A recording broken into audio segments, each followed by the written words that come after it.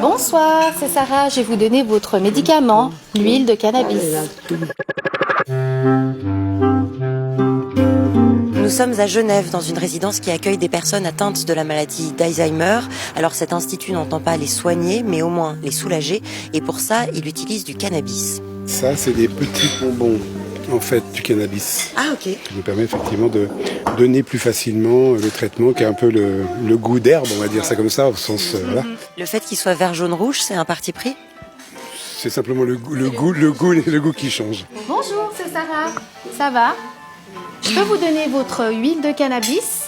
Des fois, on leur dit ça, je ne sais pas s'ils réalisent tellement, mais ils ont le droit de savoir ce qu'ils prennent. Ouais. Quand on m'a proposé, j'ai tout de suite dit oui, parce que je savais qu'il n'y a pas que la fumette, ces histoires, j'entends. Je me suis rendu compte que c'était génial, quoi.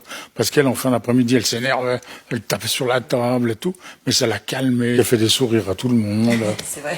On s'est rendu compte que nous pouvions petit à petit remplacer certaines thérapeutiques par le cannabis, pratiquement. Les neuroleptiques, les antidépresseurs, les anxiolytiques, les somnifères, les antidouleurs majeures comme la morphine que nous utilisions précédemment, mais qui visaient souvent le symptôme en tant que tel. Alors que là, le cannabis modifie non pas un symptôme en soi, mais plutôt adoucit le rapport qu'avaient ces personnes au monde. Donc ça a été une réelle découverte avec des effets très spectaculaires. On bouge, on bouge de là. Le cannabis, ça amenait vraiment quelque chose de positif. Au début, elle était quand même assez enfermée. Elle était pas aussi ouverte que maintenant. En tout cas, moi, quand j'arrive, c'est toujours avec un grand sourire.